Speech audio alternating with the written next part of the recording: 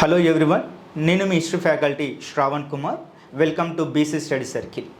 Examination point of వ్యూలో శాతవాహనుల కాలంలో ఉన్నటువంటి ఫారినర్స్, విదేశీ యాత్రికులు భారతదేశానికి రావడం జరిగింది.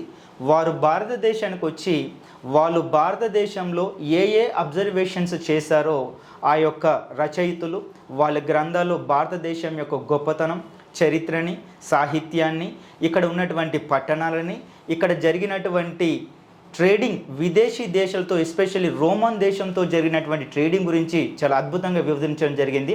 మరి వాళ్ళ కాలంలో వచ్చినటువంటి కవులు ఎవరో చూద్దాం ఒకసారి, లేకపోతే రచయితలు ఎవరో చూద్దాం. ఆ ఫారెన్ ట్రావెలర్స్. నెంబర్ 1 ప్లీనీ రాసినటువంటి బుక్ ది న్యాచురల్ హిస్టరీ. ఈ న్యాచురల్ హిస్టరీ బుక్లోనే మొట్టమొదటిసారిగా ది డ్రైన్ ఆఫ్ వెల్త్ అనేటువంటి వర్డ్ని ఇతడు యూజ్ చేయడం జరిగింది.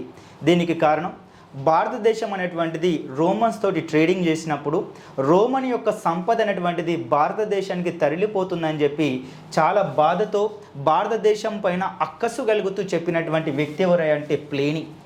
నెంబర్ 1. నెంబర్ 2 టాలెమీ అనేటువంటి వ్యక్తి జాగ్రఫీ అనేటువంటి గ్రంథాన్ని, అదేవిధంగా మెగాస్తనీస్ అనే వ్యక్తి ఇండికా అనేటువంటి గ్రంథాన్ని రచించడం జరిగింది. ఈ మెగాస్తనీస్ అనేటువంటి వ్యక్తి చంద్రగుప్త మౌర్యుడు అక్కడ మౌర్య సామ్రాజ్యాన్ని పరిపాలిస్తున్నటువంటి సమయంలో ఇతడు తన యొక్క అబ్జర్వేషన్స్ పాటలీపుత్రంలో ఉన్నటువంటి ఆ యొక్క సిటీ అడ్మినిస్ట్రేషన్ గురించి వివరించడం జరిగింది.